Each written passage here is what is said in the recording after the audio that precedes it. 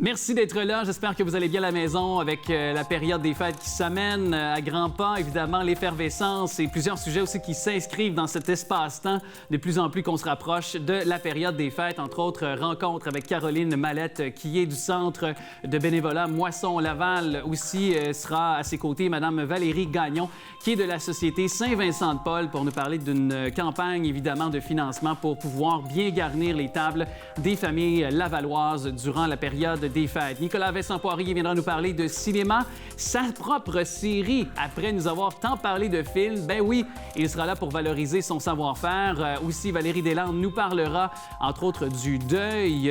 Également, on aura l'occasion de parler photo avec Sarah Maud. Aussi, ajoutons l'auteur Max Lafamé qui nous donne littéralement fin avec son livre sur le fromage où il nous propose des recettes. Et également, on aura l'opportunité aussi de bavarder avec M. Jean Lauzon, lauréat quand même d'une médaille du lieutenant-gouverneur. Bonne émission.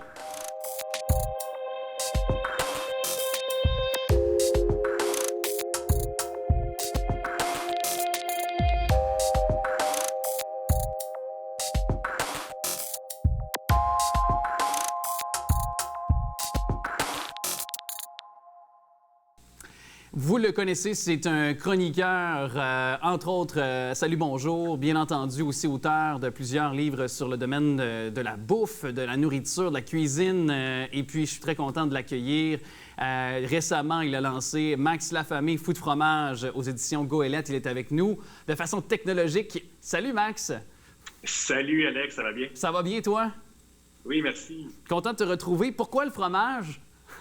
Écoute, c'est un ingrédient indispensable. J'ai toujours du fromage dans mon frigidaire et je te dirais que j'en mange pas seulement une fois par jour, mais plusieurs fois par jour.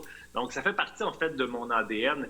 Et longtemps, je pense que j'ai toujours cuisiné avec du fromage et j'ai toujours l'option d'ajouter du fromage dans des recettes qu'habituellement, il n'y a pas de fromage. Donc, pour moi, c'était une évidence de faire un livre consacré, si tu veux, aux recettes fromagées. Ben, tu parles d'ADN. Je pense que ça vient de loin aussi dans l'ADN familial, hein? Oui, bien en fait, mes grands-parents avaient une fromagerie au Lac-Saint-Jean, mais en toute honnêteté, j'ai pas eu la chance de connaître mes grands-parents, mais j'aime dire ou j'aime peut-être croire que ça fait partie là, dans mon sang, là, cette passion pour le fromage. Oui. Et d'ailleurs, là, est-ce que tu nous proposes, parce qu'il y a plein de gens qui aiment le fromage, mais qui, pour toutes sortes de considérations, par exemple, des enjeux de santé, entre autres avec une intolérance aux produits laitiers, est-ce que donc il y a quand même dans ce livre-là des recettes là, pour des gens, par exemple, qui seraient à l'intolérance vis-à-vis de lactose, là? C'est intéressant. En fait, non, j'ai pas vraiment pris cette tendance-là, si tu veux. Par contre, je sais qu'il existe effectivement plusieurs alternatives. Il existe maintenant plusieurs fromages sans produits laitiers. Donc, il serait facile, je te dirais, de remplacer, là, de trouver des substituts pour quand même faire les recettes. Oui. Et là, tu as offert dans ton livre, et c'est ce que j'ai aimé, quand on va dans la table des matières, lorsqu'on se lance dans la table des matières, tu nous donnes chapitre 1, lendemain de veille, soirée romantique, en mode party, végé et tripant, besoin de vous réchauffer. Il y a la déclinaison qui se poursuit jusqu'au chapitre 9. J'ai le goût, puis on a le temps d'y aller chaque chapitre, et je te demande de me dire une recette, OK? On va jouer à ce jeu-là comme ça. Lendemain de veille, tu suggères quoi comme recette? Ben, en fait, je te conseillerais une recette assez inusitée, c'est les gaufres grilled cheese. Donc, c'est vraiment comme un grilled cheese, mais en gaufre. Et à l'intérieur, il y a vraiment là, le fromage qu'on peut étirer comme le vrai grilled cheese, en fait. Donc, je te dirais que ça serait ça ma proposition coup de cœur. Parfait. Et peut-être aussi des pilules, du Tylenol pour le lendemain de veille. Ça, c'est une autre affaire. Soirée romantique, qu'est-ce que tu proposes? Ben, en fait, c'est un petit clin d'œil avec la page couverture. La page couverture, les gens pensent que je suis en train de faire de la fondue au fromage, mais non, c'est un aligot. Et un aligot, c'est très peu connu ici au Québec. Alors, c'est une pomme de terre fromagée. Alors, c'est plus un accompagnement, je te dirais, avec une bonne viande. Donc, ça pourrait être une bavette ou un filet mignon, par exemple. Mais certainement, je vous conseillerais de cuisiner l'aligot puisque c'est très peu connu ici au Québec, okay. Mais c'est très connu en France, par contre. Intéressant. Es-tu plus vin rouge, vin blanc, toi? Première question. Moi, ben, ça va dépendre de ce que je vais manger. C'est sûr que, je te dirais que j'aime vraiment les deux. Ouais. J'ai pas vraiment de préférence. OK. Ben, pourquoi je te demandais ça? Parce qu'en mode party, tu sais, je me dis, qu'est-ce que tu suggères avec la coupe de vino pour la recette, là? Alors, définitivement, ce sera les bâtonnets de fromage maison. Donc, c'est un classique, mais j'ai pris la peine aussi d'être un peu plus créatif avec une chapelure de chips. Donc, on va émietter des chips qui va rendre le tout un peu plus décadent, si tu veux. Ah, vraiment, tu me donnes faim, là. VG et tripant, qu'est-ce que tu as à nous proposer là-dessus?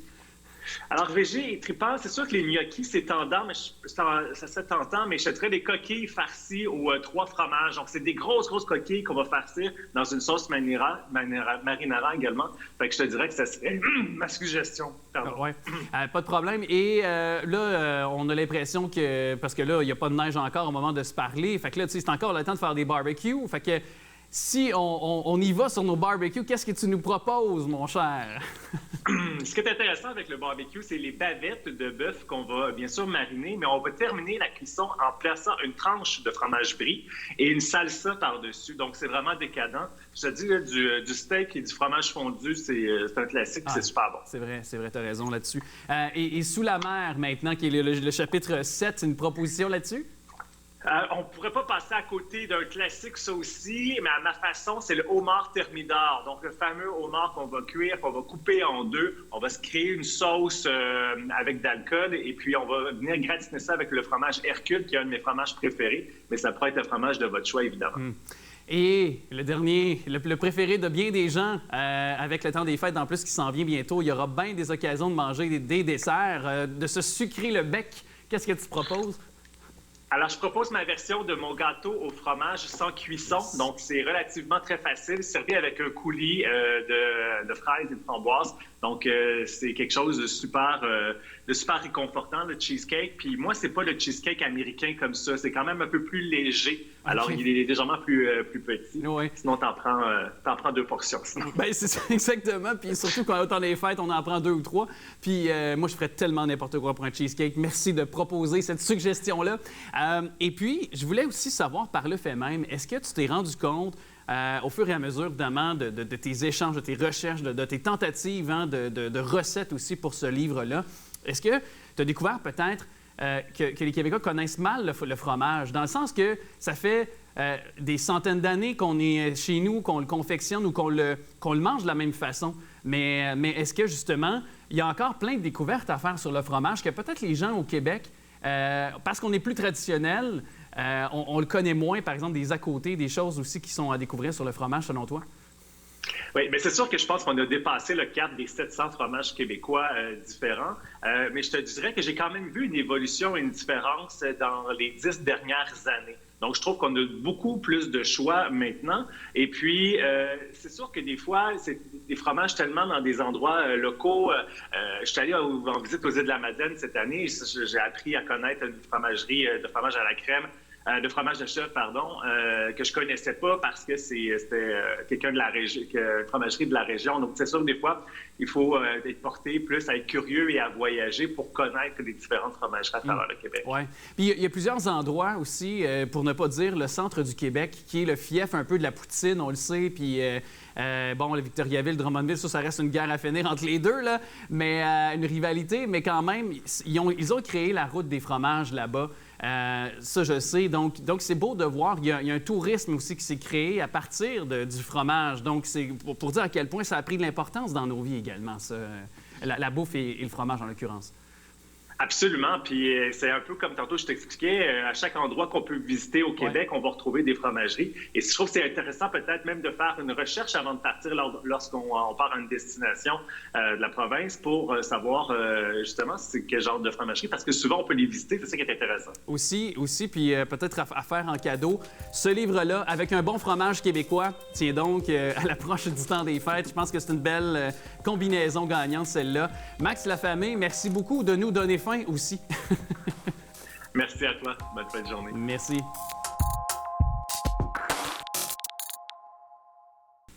C'est un Lavallois qui s'est distingué, qui a reçu un bel honneur de la part, entre autres, des députés, M. Skeet et bien sûr M. Benoît Charette, qui est aussi ministre de l'Environnement. Tout récemment, il y avait une cérémonie pour se voir donc donner la médaille du lieutenant-gouverneur. Et j'ai avec moi M. Jean Lauzon, bien sûr, qu'on connaît depuis plus de 35 ans, son implication notamment auprès du parc de la rivière des Mille-Îles. Bonjour, M. Lauzon. Bonjour, Alexandre. Merci d'être là, puis bravo pour cet honneur. Comment vous l'avez accueilli, cet honneur-là, justement? C'est sûr, j'ai accueilli ça avec joie, mais j'ai surtout accueilli la médaille en partageant cette médaille-là. D'ailleurs, je voulais la scier avec une scie et la couper en morceaux pour en donner à tout le monde. Parce que dans les faits, oui, j'ai eu la médaille, parce que ça fait 35 ans que je suis là, puis je suis cofondateur du parc, avec Michel Aubé, mon collègue. Et puis, dans le fond, ce que j'ai dit fondamentalement, c'est tout le monde qui ont fait des choses pour le parc depuis 35 ans, c'est une grande réalisation, bien, je les ai félicités, tu sais. Et à cet événement-là, il y avait tous les anciens présidents, des directeurs généraux. Alors, j'ai passé beaucoup de monde dans mon 35 ans, différents élus. Et j'ai tous félicité ces gens-là parce qu'ils m'ont permis de moi grandir là-dedans puis d'apprendre des choses. Tu sais, j'ai appris de tout le monde. Et ça, bien, c'est ce que je voulais dire, c'est bravo à tous ceux-là qui ont fait ce que j'ai été puis qui ont fait ce que j'ai pu faire avec tous ces gens-là. Fait que, tu sais, il y avait une cinquantaine de personnes, puis c'est eux autres qui méritent, entre autres, une partie de médaille. Moi, je l'ai, mais bravo à ceux qui ont fait des choses pour le parc, puis à ceux qui vont en faire dans le futur. Et qui en font au moment présent aussi. C'est ça. Fait que, tu sais, c'est un grand processus, hein, c'est une grande œuvre. C'est un peu pour ça la médaille, c'est mérite exceptionnel dans la communauté, puis l'impact dans la communauté. Fait que c'est ça qu'il faut retenir, c'est tous ces gens-là qui sont passés chez nous ont eu un impact majeur. Et il y a quelque chose aussi que je dois vous poser comme question, M. Lauzon, parce que c'est clair que maintenant, c'est un sujet qui est d'actualité plus que jamais, l'environnement, le développement durable, tout ce qui peut, dans la grande famille, quand on parle d'environnement, d'écologie, d'écosystèmes aussi. Mais pour vous, il y a 35 ans, il fallait quasiment être visionnaire quand on a eu l'envie de créer le parc de la rivière des Mille-Îles. Et pourquoi vous avez eu cette vision-là? Pourquoi c'était important lors du jour 1, il y a 35 ans, de la création avec M. Aubé, cofondateur du parc de la rivière des Mille-Îles? Bien, pour nous, on a découvert la rivière des Mille-Îles avec un camp qui s'appelait le camp des voyageurs. Puis on accueillait des jeunes, 120 jeunes, dans un camp assez spécial. On faisait du vélo, du canot, tout ça. Puis on a été sur la rivière des Mille-Îles. Puis on a redécouvert cette rivière-là qui est exceptionnelle. Tu sais, c'est une des plus belles rivières au Québec, puis elle est en milieu urbain. Donc, ce qui nous a poussé à aller plus loin, et à une certaine époque, c'est M. Claude-Ulysse Lefebvre qui était maire de Laval. On est allé le rencontrer pour créer un camping, du camping sur les îles. Et il nous a dit, ouais, je vous donne 45 000, essayez ça, si ça marche, tant mieux. Si ça marche pas, tant pis. Alors, on a fait le camp sur les îles, sur l'île Kennedy, entre autres, et ça a fonctionné. 85 jeunes par semaine pendant 9 semaines. On a loué des embarcations, on a accueilli 5 000 personnes la première année. Puis le but, nous autres, c'était de faire redécouvrir la rivière des Mille-Îles aux gens, parce que ça s'était perdu. Ouais. Puis la redonner aux Lavallois et la redonner aux Lavallois, à la faune et à la flore. Parce que moi, je suis un peu un écologiste, environnementaliste, etc. Donc, on trouvait que la rivière des Mille-Îles, c'était exceptionnel, sans une île, une biodiversité à couper le souffle. Il y a tout, cette rivière des Mille-Îles. Tu sais, le Grand Nord, c'est des pinottes noires puis du sapin. Hein. Ici, on a tout, sa rivière. Donc, c'est ça qu'on voulait faire découvrir. Puis nous, on avait joui, tu sais. On est allé sur la rivière, on a eu du plaisir immense. Donc, c'est ça l'objectif, de redonner la rivière aux citoyens et de partager un bien commun. Parce que l'eau, c'est un bien commun. Ça appartient à tout le monde. Exactement. Donc, c'est un peu comme Le Seigneur des Anneaux. Je ne sais pas si ça dit quelque chose, le film. Tout à fait. Bon. Alors, l'anneau, c'est la rivière. Tout le monde veut avoir l'anneau dans son doigt pour redécouvrir ce qu'elle était à l'époque. Et nous étions des hobbits. Des hobbits qui allaient chercher l'anneau pour la faire rejaillir et la redécouvrir, la faire découvrir à tout le monde. Et par le fait même, j'aime votre chemise parce que c'est cohérent, tout est dans tout. C'est vert, donc vous aimez... vert bleu. Vert bleu, donc redonner, remettre en ordre à l'état vert, bien sûr. Tout est dans tout, à mon dit. Les grandes réalisations, là, c'est que les gens qui sont allés sur la rivière, c'est ça notre gratitude, c'est ça qu'on a trippé, c'est quand ils revenaient, ils disaient « Wow, je vais y retourner ». Ou des jeunes qui venaient dans nos camps de jour, ils disaient « Je peux-tu y retourner une autre semaine? » Ça, quand un jeune disait à sa mère ou à ses parents, Je peux-tu retourner au camp de jour? Ça, c'est un succès. Là. C'est sûr. Puis on parle de 150 000 personnes par année qui visitent le parc, 42 000 personnes qui louent des embarcations. Fait que il y en a du monde qui vont sur la rivière. Il y a eu une belle évolution à travers les années, bien sûr. Maintenant, c'est devenu un incontournable. Puis là, on s'en va en hiver bientôt. Désolé, les grincheux qui écoutent présentement, mais on s'en va par là et c'est ouvert. Il y a plein de possibilités pour faire des activités pour les familles oui. Comme à rivière, chaque hiver, là, il y a une patinoire, il va y avoir le sentier de ski de fond, raquettes, pêche à glace, glissade, etc. Toutes les activités normales d'un parc. Là. Puis il y a notre centre d'interprétation, notre centre d'exploration, où il y a un musée gratuit à visiter qui est exceptionnel sur l'ensemble de la rivière des Mille-Îles. Donc, venez au parc, il y a un café, on va faire des petits spectacles aussi, il va y avoir des conférenciers, etc. C'est assez animé. Là, parce qu'on s'entend qu'avec maintenant, là, on est vacciné, donc les possibilités sont presque revenues à la normale. Mais je veux profiter des 3 minutes qui nous restent, M. Lauzon, pour parler des prochains projets, des futurs projets, parce qu'on parle d'évolution, on parle de continuité dans le temps, de prochains aussi qui vont s'investir. Donc, important de mentionner, c'est quoi les prochains projets là, au Parc de la Rivière-des-Mille-Îles pour vous? Bien, les prochains projets, c'est de continuer la protection des milieux naturels. Donc, en ce moment, on gère un refuge faunique, qui est le refuge faunique de la Rivière-des-Mille-Îles. Alors, en ce moment, on est en train de l'agrandir de 26 hectares à 500 à 700 hectares. On fait ça avec les 9 municipalités riveraines, le gouvernement. Et on a signé des résolutions et on va intégrer 500-600 hectares de nouveaux territoires dans le refuge faunique de la Rivière-des-Mille-Îles. Fait que ça, c'est de compléter ça. Ouais. Compléter aussi la protection. Il y a eu plusieurs annonces, il y en aura d'autres, mais les 3 grandes îles ont été protégées. Il y a l'île Loka qui est en train de se négocier à un montant. Est-ce que pour le... D'ailleurs, je fais juste une parenthèse, parce qu'on a entendu M. Boyer, avec sa nouvelle équipe maintenant au pouvoir, donc dire certains engagements maintenant qui sont là. Est-ce que vous avez bon espoir qu'il y aura une bonne écoute et aussi une cohérence avec ce qu'il disait en campagne électorale maintenant qu'il est au pouvoir? Oui. Bien, tout à fait. M. Boyer s'est prononcé sur le parc de la Rivière-des-Mille-Îles. Il trouve que c'est un projet qui est tout à fait dans la lignée de ce qu'ils veulent faire, de la protection. Il a mis, je pense qu'il veut mettre presque 100 millions dans la protection du milieu naturel. Ouais. Donc, je pense que c'est un projet qu'il faut que la ville participe, que les autres villes participent, les villes riveraines de la Rive-Nord, puis il y a le gouvernement avec la CMM, qui est un partenaire vraiment important. Donc, tous ces gens-là vont continuer, et c'est ce que je souhaite sur l'honneur de ces personnes-là, et je parle de l'honneur, tous ceux-là qui sont en place, sur leur honneur, devraient continuer à faire des choses pour la rivière, soit en protection, en conservation, en récréation. Bien, je vous souhaite 35 autres années d'implication, comme ça, comme celle-là. Bravo pour cet honneur, justement. Puis merci beaucoup, M. Lauzon, d'être passé nous voir comme ça. Vraiment pleinement mérité, tous ces honneurs que vous accueillez depuis quelques jours. Bien, ça fut rapide. Fait qu'Alexandre, je te remercie. Puis je souhaite que tu viennes sur la rivière avec ton kayak. Avec mon kayak, c'est promis, l'été prochain. Et venir voir de visu ce qu'est la rivière des Mille-Îles. Ça, c'est clair. Elle est déjà merveilleuse sur les berges. Fait que c'est sûr que j'ai hâte de voir sur la rivière. Retrouver l'anneau. Oui, l'anneau, effectivement. On part à la recherche avec Frodon. Merci. Oui. Merci.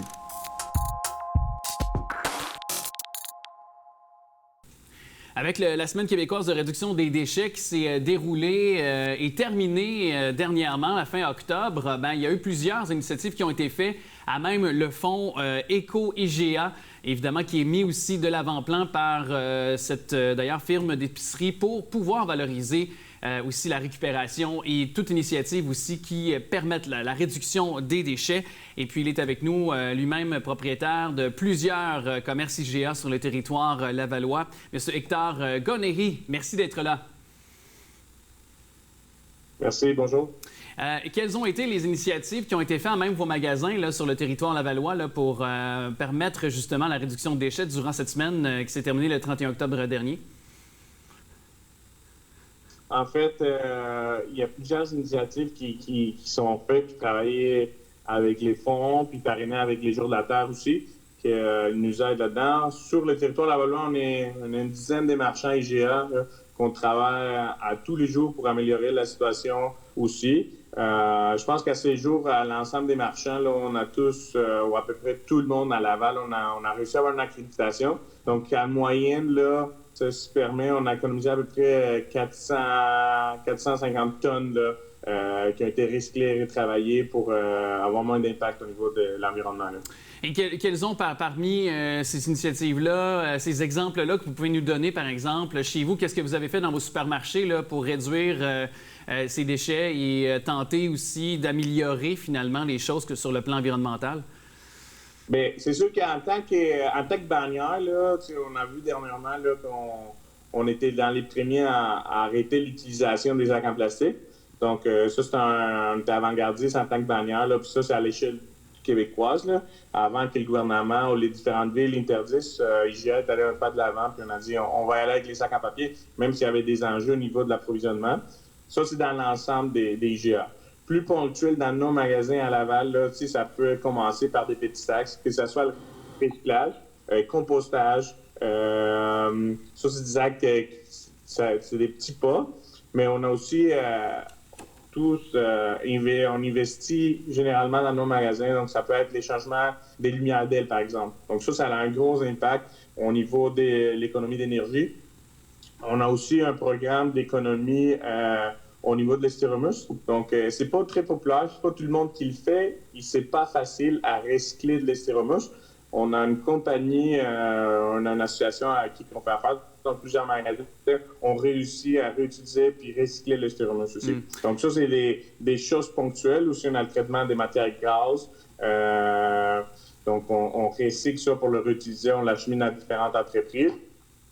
Et est-ce que le suremballage également est quelque chose, parce qu'on parle beaucoup de suremballage dans les épiceries, on s'en rend compte, ce qu'on achète, c'est 3 fois, 4 fois parfois emballé. Est-ce que ça aussi, c'est quelque chose auprès de vos fournisseurs que vous pourriez mentionner, du moins continuer de valoriser, de leur dire, regardez, on accorde une attention particulière à ça? Mais justement, au cours des dernières années, là, puis vous l'avez vu au niveau des magasins puis nouveaux concepts, on introduit des concepts en vrac, que ce soit pour l'épicerie, donc on parle souvent des peanuts, des amandes, des choses comme ça. Donc, on va trouver de plus en plus des sons de vrac. C'est sûr qu'avec la pandémie, ça a amené des enjeux. Oui, et on vous perd un peu, M. Ghanéhi. Malheureusement, je vais devoir écourter un peu la conversation. Mais somme toute, bravo pour les efforts qui ont été faits. Et puis, on va rester à l'affût de vos démarches et également au sein du groupe IGA aussi pour de ce qui est de toutes les initiatives qui sont faites concernant l'apport environnemental. Évidemment, comme vous avez dit, chaque petit geste peut compter. Puis, avec le temps des fêtes qui s'en vient, il y aura beaucoup de consommation. Alors, souhaitons que les gens soient aussi aux aguets sur ce plan-là et peut-être aussi encourager nos marchands locaux, donc d'aller vous voir du côté Lavallois, les différents marchands IGA, donc, et puis de pouvoir acheter le plus maximum, au maximum sur le plan québécois. Donc, je pense qu'on est toujours gagnant. Merci beaucoup de nous avoir parlé. Merci à vous de l'invitation. Bonne journée.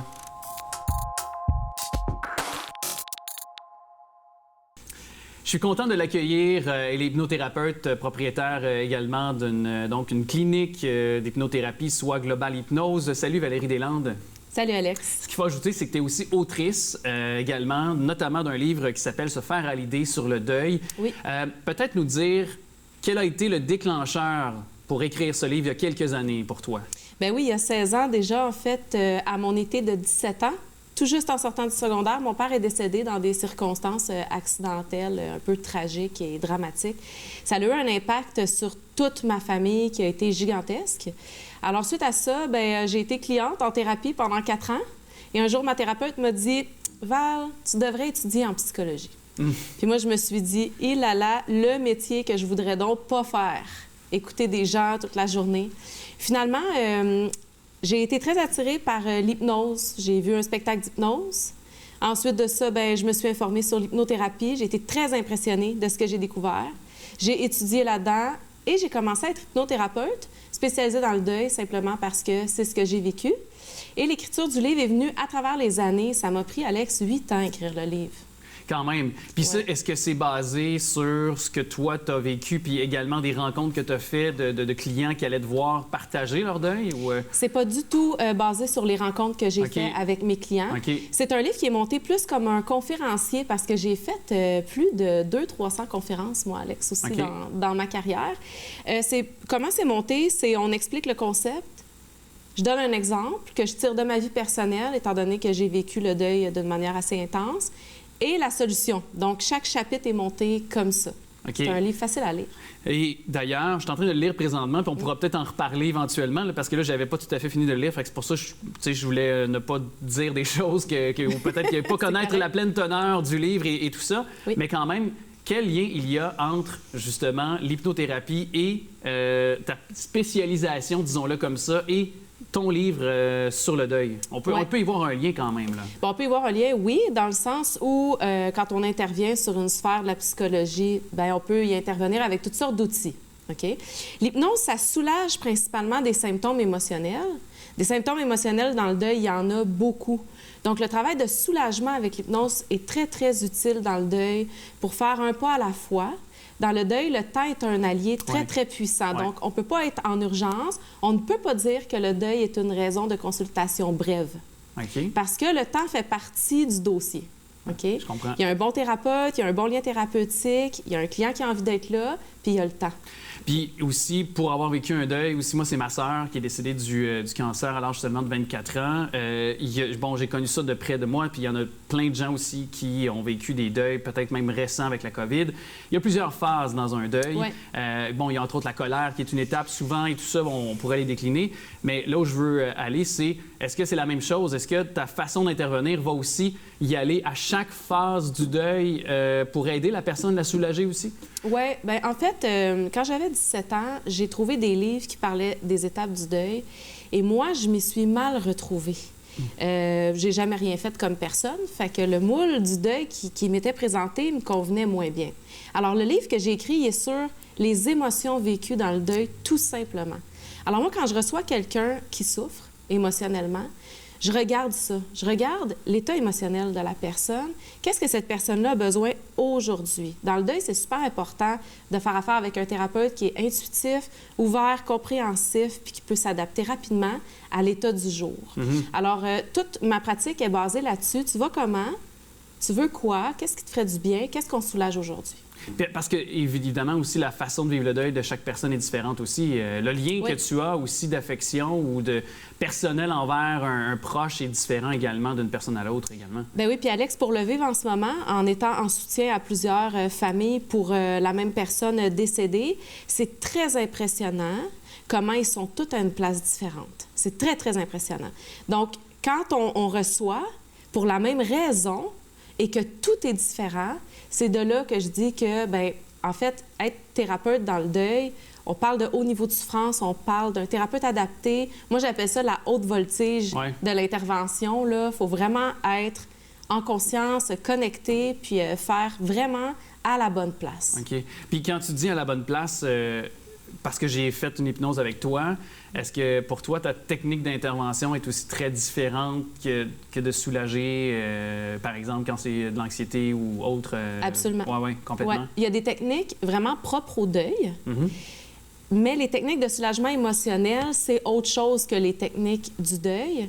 L'idée, c'est, je suis en face de qui? Tu vis quoi? T'es où? T'es dans quelle phase? T'es dans quelle émotion? Je reçois en ce moment plusieurs membres d'une même famille et je leur fais des hypnoses différentes. Ouais. Et je sors un peu du contexte de l'hypnose puis du livre, mais parce qu'il y a beaucoup de gens, évidemment, qui ont vécu des deuils. J'en faisais référence avec la COVID, tout ça. Il y en a peut-être qui vont en vivre dans les prochaines semaines, prochains mois. Oui. Je comprends qu'il n'y a pas une bonne ou mauvaise façon, en quelque sorte, de vivre un deuil, mais toi, comment tu as réussi à traverser? Ce sera ma question plus personnelle et humaine, mais j'ai le goût de savoir comment toi, tu as réussi à traverser ton deuil. Parce que tu l'as dit, ça a été intense, c'est tragique de perdre un proche et un membre de sa famille si près comme toi, tu as vécu. Bien, avec plaisir, c'est ma question préférée. Moi, j'ai choisi d'honorer mon père, de rendre sa mort utile. Alors, j'ai basé mes 11 dernières années de travail, ma carrière complète sur... Je veux que ça serve. De cette manière-là, j'ai choisi de sortir plus forte au lieu de plus faible. Donc, je me suis responsabilisée. Je suis devenue autonome sur le plan émotionnel.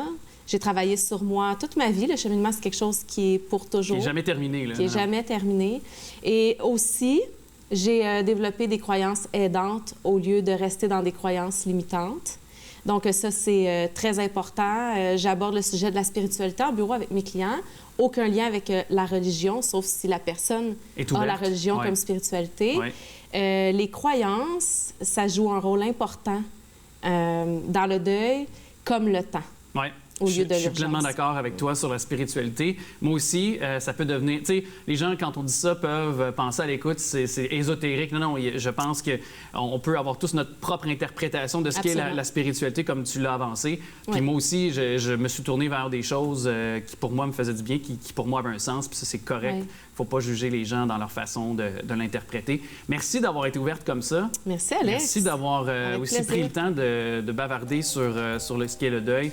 Parce qu'on est à l'approche des fêtes, puis tu sais, on pense beaucoup à nos proches aussi. C'est vrai, c'est une grosse période là en ce moment. Qui s'en vient. Oui, qui est déjà là, Alex. Qui est déjà installé, effectivement. Qui est vrai, c'est vrai. Merci beaucoup encore. Merci, Alex.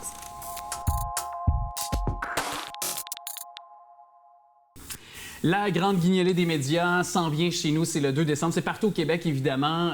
Puis ça nous rappelle ce moment de l'année d'être généreux sur le territoire lavallois. Bien, c'est mené conjointement par deux associations que vous connaissez bien, certainement, avec Mme Caroline Mallette, qui est directrice à l'administration du Centre de bénévolat Moisson-Laval. Madame Valérie Gagné, merci d'être avec nous. Bien sûr, directrice générale pour ce qui est de la Société Saint-Vincent-de-Paul de Montréal. Merci à vous deux. Merci d'être là. Et j'ai le goût de savoir pourquoi l'association ensemble pour mener conjointement cette campagne de la guignolée des médias. Pourquoi vous menez ça encore cette année ensemble? Bien, en fait, nos deux organismes sont des organismes régionaux qui ont des missions qui sont similaires quand on parle de l'aide alimentaire, du bénévolat. Donc, pourquoi pas s'associer pour faire de cet événement-là un succès. Là. Donc, depuis 2016, en fait, on est associés pour la guignolée des médias de Laval. Exact. Et là, c'est quelque chose qui est mentionné, qui est martelé, c'est sûr, à chaque année, à cette période de l'année, et ça a été peut-être encore plus exacerbé avec la pandémie qui se poursuit. Les besoins sont criants. Ai-je besoin de le rappeler, de le préciser? De quelle façon on peut l'exprimer encore cette année que ces besoins sont criants chez les clientèles que vous desservez toutes deux? Bien, c'est sûr que la pandémie, comme vous dites, a exacerbé tout ça. Il y a eu une grosse augmentation de notre côté. On parle d'environ 30 d'augmentation au niveau, par exemple, de l'aide alimentaire. Donc, clairement, on a besoin cette année encore et encore plus peut-être que d'habitude. Et chez vous, c'est la même chose?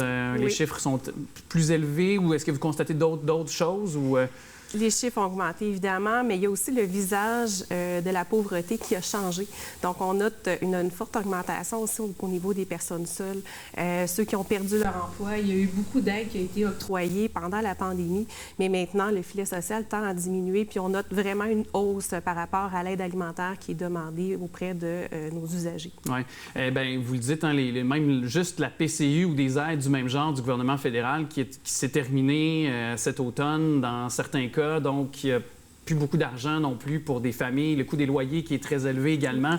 C'est sur le grand territoire de Laval, mais du Grand Montréal. Je vais l'étendre plus largement. Là, c'est rendu vraiment très, très dispendieux, juste avoir un appartement pour une famille de 4 personnes conventionnelles. Et donc, cette année, est-ce que vous avez un objectif en termes de denrées, d'argent amassé? Est-ce que vous avez des objectifs pour cette année? On n'a pas d'objectif particulier. C'est sûr qu'on veut faire mieux que l'année passée. Ouais. C'est sûr qu'on ne parle pas de l'année 2020, qui a été une année extraordinaire là, pour la guignolée des médias à travers la province, mais vraiment de maintenir nos objectifs là, de 2019 et des années précédentes. De quelle façon on peut donner? De quelle façon, le 2 décembre, tout ça va se mettre en branle? Là? Il y a, en ce moment, on a 8 points de collecte disponibles. Donc, évidemment, les gens, on les invite à donner généreusement à ces points-là. Les points de collecte sont répartis sur toute l'île de Laval. Si vous voulez avoir plus d'informations, allez sur notre page Web et également en ligne. Donc, on s'est rendu compte que par l'année passée, on a fait, dans le fond, la bonification pour offrir justement les dons en ligne. Donc, c'est certain qu'on invite les gens à pouvoir donner aussi de cette manière-là. Oui. Et il y a aussi... Bien, on a besoin de bénévoles également. Donc, on lance l'appel à tous les bénévoles. Un grand besoin de bénévoles. Exactement, un grand besoin. Les entreprises qui veulent faire du bénévolat en groupe, contactez-nous. C'est le moment idéal de le faire. Pouvoir faire un 3-4 heures sur un coin de rue, ça aiderait grandement la guignolée des médias cette année. Parce que c'est un peu ça qui repose sur le succès ou non des denrées et de l'argent amassé. Là. Tout à fait. Oui. Et justement, on peut donner de l'argent en étant dans la rue, on peut donner des denrées, aller les porter dans plusieurs endroits aussi, ces denrées-là. Il va y avoir un point central qui va être au Centropolis, à la place O. Et évidemment, ils peuvent venir directement à notre organisme sur la rue Michelin, là, au centre de bénévolat Moisson-Laval. Et évidemment, bien, ça se déroule tout le mois de décembre, pas seulement la journée du 2 décembre, ça va jusqu'à la fin du mois de décembre. Oui, exactement. Produits à donner, produits à peut-être éviter. Non, mais c'est quand même, je veux dire, c'est quand même intéressant de le préciser parce qu'on sent l'appel à la générosité, on capte cette conversation qu'on a actuellement, mais si on stipule, si on précise, qu'est-ce qui peut-être est avantageux de donner, par exemple, au niveau des denrées, là? L'une ou l'autre, allez-y. Les deux, vous êtes des bonnes messagères. Ouais. En fait, tout le volet qui est non périssable pour lesquels on va pouvoir entreposer et donner tout au cours de l'année. Donc, c'est des choses qui sont très favorisées. J'irais aussi dans l'optique, qu'est-ce qu'on veut, les choses qu'on veut moins recevoir, en fait. Donc, tout ce qui est cassable, évidemment, les denrées qui sont périssables, c'est des choses, évidemment, qu'on ne veut pas avoir. Celles qui ont les dates d'expiration aussi sont périmées. Donc, c'est des choses qu'on ne veut pas recevoir le moins possible. Et également, tout ce qui est les produits aussi, qu'est-ce qu'on veut recevoir, bien, c'est un petit peu comme nous, qu'est-ce qu'on va à l'épicerie, qu'est-ce qu'on a de besoin, une famille, qu'est-ce qu'elle a de besoin, les produits d'hygiène, le lait maternisé, le canage, des choses comme ça, c'est des choses qui sont très, très appréciées à recevoir. Oui. Puis moi, j'ajouterais, tu sais, du café, ne serait-ce que du café, des choses, tu sais, prendre un bon café durant la période des fêtes ou d'avoir un peu de dessert au travers. Je pense de sucrer le bec, d'avoir une tarte au sucre, de mettre une bûche de Noël, pourquoi pas. Je pense que ça peut rajouter à l'esprit des fêtes, de rendre ça un peu beau, ce Noël-là.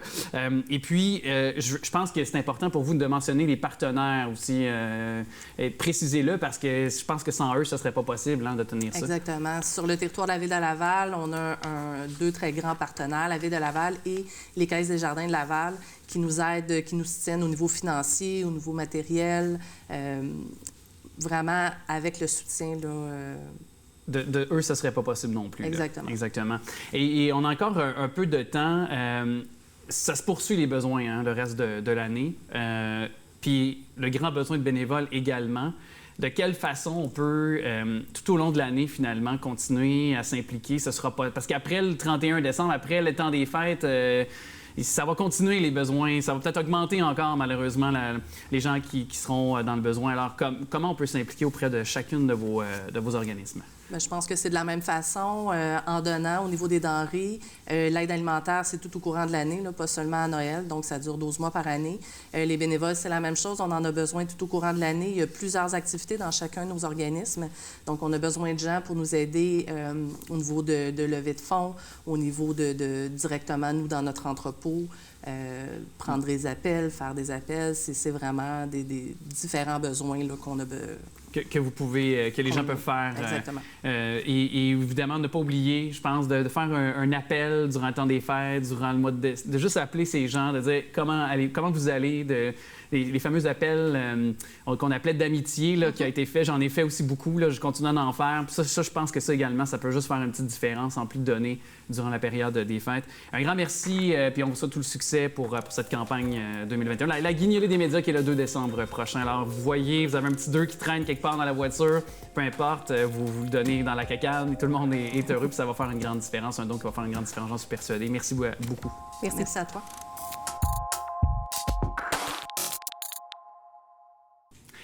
Elle est ambassadrice pour Nikon Canada, bien sûr, aussi. Autant de prestige de dire qu'elle est ma chroniqueuse préférée, une de mes préférées, mais aussi photojournaliste. Salut, Sarah Maud. OK, alors aujourd'hui, je suis pas ton amie, c'est ça? Non, sinon, tu l'es pas. Exactement, on va enlever ce titre-là. Non, mais toujours un plaisir de te recevoir. À l'approche du temps des fêtes, on va prendre beaucoup de clichés, ça, c'est sûr. Oui. Et puis, doublement important, surtout la question que tu nous amènes aujourd'hui. Est-ce qu'on doit faire imprimer, oui ou non, ces photos qui sont dans notre téléphone ou ces photos qu'on prendra éventuellement là, avec la période des fêtes? Bien, absolument. Mais en fait, c'est pas juste la période des fêtes. Je pense que toi, comme moi, on a des milliers de photos dans notre cellulaire qui dorment pour n'importe quoi. Qu'on stocke dans le nuage, là. Exactement. Puis, tu sais, je me suis posé la question, je me suis dit, OK, avec l'approche des fêtes, parce que des impressions, ça peut faire d'excellents cadeaux pour Noël. C'est tellement rare maintenant de faire imprimer nos photos. Et je me suis posé la question, justement, pourquoi on ne fait plus imprimer nos photos? Et parce que on regarde les réseaux sociaux encore, Facebook, Instagram, ça sert un peu de souvenir à nos photos. On poste celles qu'on préfère. C'est un journal intime avec nos photos. Exactement, mais on a des milliers de photos dans notre cellulaire qu'on n'utilise pas ou qu'on garde pour nous, mais on peut les perdre n'importe quand. C'est vrai. Ça peut arriver. On est dépendant de la technologie. Il y a plein de choses qui peuvent arriver. Donc, je me suis posé la question, pourquoi on les fait plus imprimer et pourquoi je pense que ce serait intéressant qu'on continue de le faire. Donc, à part pour un souci d'écologie, je vois pas vraiment de raison pourquoi ne pas le faire, à part le fait que, si tout lâche demain, on n'a aucun souvenir de notre identité, de ce qu'on était. Des moments passés en famille ou avec des personnes précieuses. Là. Exactement. Puis en même temps, je me suis dit, OK, dans toutes les photos qu'il y a, quand on fait imprimer les photos, on est obligé de choisir les photos qui sont importantes pour nous. Ouais. Donc, déjà, là, ça fait un tri. Puis ça permet à nos enfants ou à les prochaines personnes qui vont passer de pouvoir avoir des souvenirs de nous parce qu'il n'y a plus rien de physique. Toi, ta dernière photo imprimée de toi, elle date de quand? C'est une bonne question. Je pense que c'est à cause de mon métier, à cause de la radio. Fait que ça date de quelques mois, mais sur le plan personnel, ça date d'années. Là. C'est ça. Donc, t'as-tu des photos de ta vingtaine, de ta trentaine? Oui, mais que quelques-unes. Je veux dire, les nombreuses photos qu'on a de nous, c'était nos parents qui, à une certaine époque, les faisaient développer dans une pharmacie au coin de la rue chez nous. Exactement. Il y avait des albums. Oui. Donc, on pouvait voir notre évolution. Ça crée des souvenirs. Exact. Bon, bref. Donc, j'ai regardé ça, je me disais, OK, il y a au moins 3-4 bonnes raisons de continuer de faire imprimer, justement. C'est qu'à moins de passer au feu, tu laisses un souvenir à tes enfants. Il y a aussi que ça t'oblige à te demander quelles sont les vraies photos que tu veux faire imprimer, celles qui ont de l'importance, donc revisiter tes souvenirs. Ça fait aussi que ça offre, justement, ça fait des beaux cadeaux pour Noël, c'est ce que je disais tantôt, mais pas que ça, ça peut donner des projets de couple aussi. En fait, c'est venu de là, l'idée, c'est que j'ai une amie qui a un nouveau chum, qui a dit « Ah, j'aimerais ça, comme faire des photos de nous, puis les mettre dans un album, puis les faire imprimer. » Je dis « Vas-y! » Oui, puis c'est très tendance aussi de faire que ce soit, vous recevez une femme enceinte ou le bébé qui en est à ses premiers, peut-être son premier Noël. Ouais. Donc, tout ça, c'est des bonnes déclinaisons, des bonnes raisons pour les faire imprimer, Mais maintenant, on dirait qu'on fait imprimer que des moments très marquants de nos vies, justement comme une grossesse, un mariage ou des choses comme ça. Mais ça peut être improvisé, tout simplement. Mais des meilleurs amis, une soirée qui était le fun. Avant, on avait une pellicule 24, là, tu faisais les photos, tu allais systématiquement les faire imprimer. Maintenant, on en a plein. Puis on les oublie. C'est vrai, tu as raison là-dessus, par exemple. Faut que ce soit quelque chose de marquant, puis ça, c'est sans compter non plus, puis on en a déjà un petit peu abordé, mais les 56 couches de filtres que les gens mettent sur les photos, ce qui enlève encore plus, je trouve, au naturel et autres. Tu sais, je te dirais, à la limite, ça, si c'est ça que t'aimes, fais-le. C'est sûr que je trouve que ça enlève du naturel, puis que plus tard, ça va tricher un peu ce que tu étais. Quand les gens vont regarder les photos ou quand tu vas regarder tes souvenirs dans un album, tu vas dire « Ah, j'étais vraiment comme ça. Ah, maintenant, j'avais mis des filtres. » Mais en bout de ligne, si l'important, c'est que tu les fasses imprimer si tu les aimes. Ça peut même mettre sur une imprimante maison, sur du papier. Bien, c'est là que je m'en allais te demander, parce que qu'est-ce qu'on doit recourir? Est-ce que ça prend une imprimante spéciale pour avoir une bonne résolution, un bon résultat de nos photos? Qu'est-ce que tu recommandes? Bien, c'est sûr qu'idéalement, si tu veux faire ça de la maison, je te recommande de vraiment avoir une imprimante photo avec jet d'encre ou laser, puis du papier photo. C'est vraiment le minimum requis. Sinon, tu peux aller dans les pharmacies, vraiment pour, tu sais, traitement, mettons, tu as plein de photos à faire passer, à faire imprimer en 5 par 7 ou quelque chose comme ça. Tu peux les mettre dans des albums, justement. Bien, les pharmacies, ça fait la job tout à fait. Il y a les pharmacies, il y a Bureau en gros, il y a Walmart, je pense aussi, qui en fait. Je pense que oui. Sauf qu'ils ne vont pas nécessairement prendre le temps de traiter tes photos. Fait que, mettons que tu en as une qui est trop jaune, ben, elle risque de sortir bleue. À moins que tu demandes de faire une calibration, de calibrer, tu sais. Ça, mais si tu as un bras dans le front, ça, c'est fini. C'est fini. De la même manière que, tu sais, par exemple, si tu veux vraiment, à mon sens, si tu veux vraiment avoir des bonnes photos en 5 par 7 ou en plus grand format ou faire encadrer, par exemple, une photo que tu adores pour ta fille à Noël, comme dirait mon ami Jasmin qui m'a demandé ça, bien là, j'irais chez Lozo, chez Gosselin, chez L'Ordre Photo, parce que c'est spécialisé dans la photographie. Donc, eux, ils vont calibrer en fonction vraiment du blanc. Donc, ils vont vraiment faire ça. Puis si vraiment tu as un projet artistique de haute importance, là où j'ai fait imprimer mes œuvres de Skinfaxi, là, qui sont en galerie chez Golden Crab, ou Golden Crab en galerie, bien là, j'irai voir Michel Séguin. Lui, là, c'est une perle en matière d'impression. Ça, c'est de haut niveau, là. C'est très très relevé. haut Quand on niveau, est rendu c'est ça. comme toi, là, qu'on est tu sais, C'est ça. Ça professionnel, on s'entend. Ça là. peut coûter entre 800 et 1000 $ l'impression. Quand même, ouais. Ouais, C'est ça. Non, mais quand c'est un événement qui est très marquant, qui est un mariage, par exemple, qu'on veut vraiment garder cette photo-là pour notre couple ou quelque chose d'important dans notre vie, pourquoi pas? Je pense que parfois, il y a pas de... Même des projets très professionnels. Il y a Ouais. des entreprises qui veulent mettre ça sur du long terme, du gros, tu sais, en vitrine, des choses comme ça. On va voir des imprimants vraiment spécifiques. qui sont là pour ça. Et puis, est-ce qu'on doit se doter aussi, tu sais, c'est toujours de dire, oui, de comment faire imprimer nos photos, tout ça, l'impression, mais la taille de l'image, la résolution de l'impression, la tonalité de l'image aussi. Parle-nous-en, c'est peut-être un peu plus technique, mais c'est important quand même de le dire aux gens. Là. Tu sais, j'ai déjà fait imprimer une photo de cellulaire d'il y a 10 ans en 40 pouces par 50 pouces. Qui est chez moi, mais j'avais rajouté un petit peu de grain dedans pour tricher le fait qu'on voyait le pixel, parce que c'était vraiment, tu sais, les capteurs de cellulaire sont tout petits par rapport à un capteur de caméra. Donc, le truc, je dirais, c'est que si tu veux vraiment faire des agrandissements, une photo cellulaire, tu peux la faire imprimer en 5x7, il n'y aura pas de problème. Mais si tu veux faire un agrandissement, là, je te conseille d'aller voir justement des magasins spécialisés en photo, des laboratoires photo, là, parce qu'eux vont pouvoir te la faire agrandir.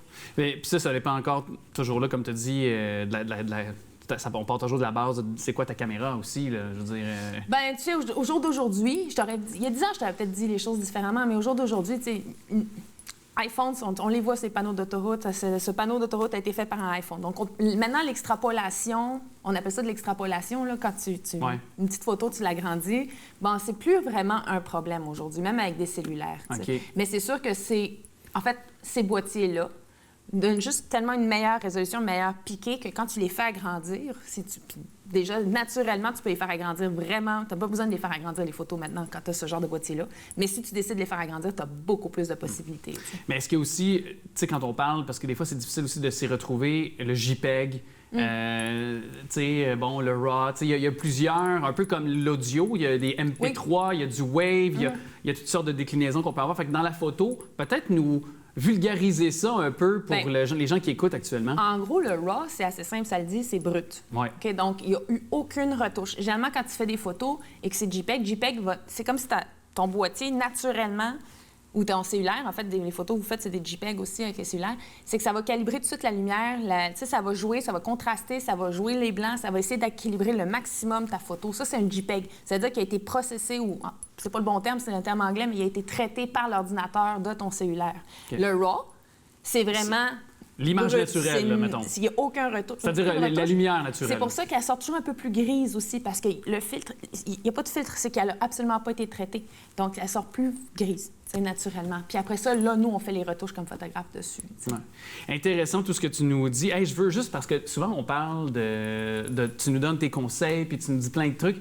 Je veux juste inviter les gens à aller voir ce que tu fais. OK. Parce que je trouve ça merveilleux, super beau, autant avec des artistes qu'avec des gens que tu rencontres, tu sais, des communs des mortels, je vais l'appeler comme ça, mais affectueusement, là. Des êtres humains. Des êtres humains, voilà, des êtres humains, merci.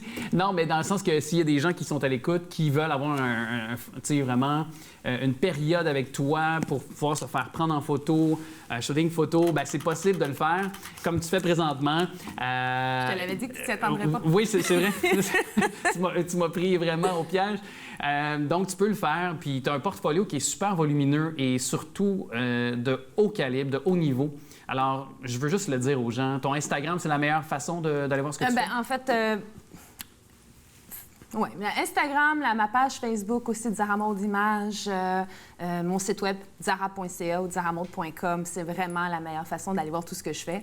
C'est sûr, mais si vous avez besoin vraiment d'avoir une demande en particulier, vous me le demandez, je peux vous renseigner tout de suite. Je suis facilement accessible, par Messenger idéalement, là, ou par courriel à zaramaude@gmail.com. Tout est au bas de l'écran de toute façon, au moment de se parler.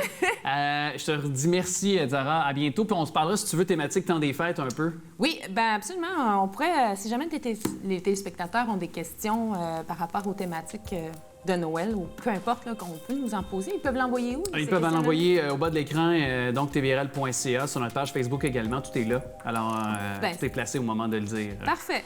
Merci. Ça serait super. Merci beaucoup. À bientôt. Merci à toi.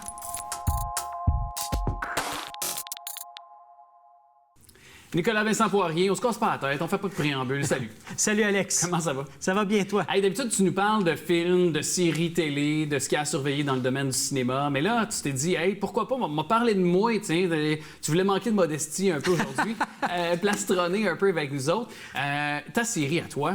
Oui, une série web. Hey, parle-nous-en, Complot. Oui. Comment t'es venue l'idée, premièrement, de bâtir cette série-là?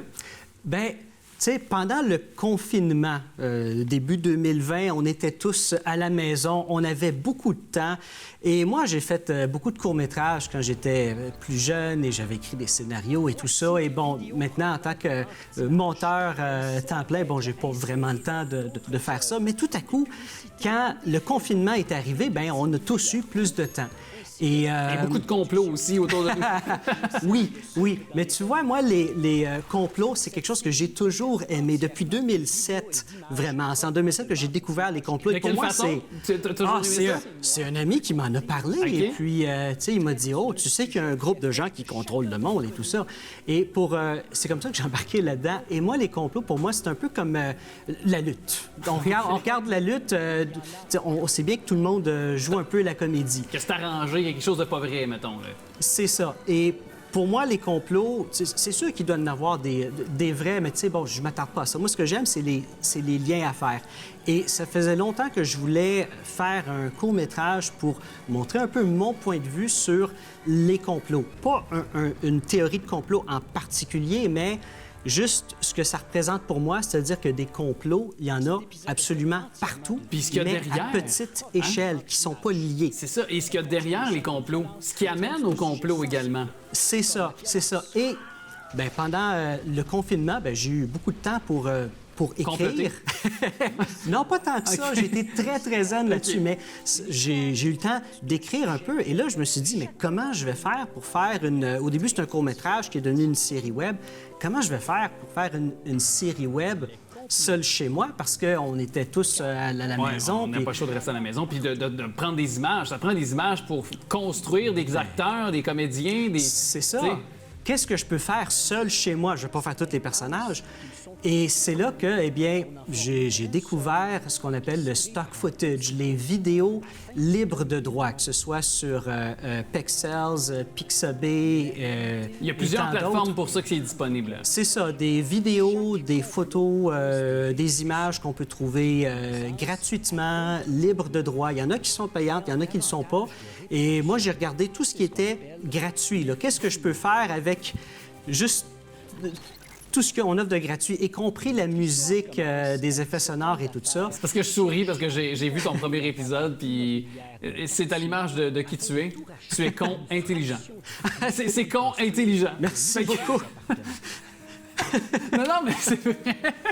Oui, bien, Je le dis sais. en toute affection, là. Oui, je le sais, je te connais, je sais que...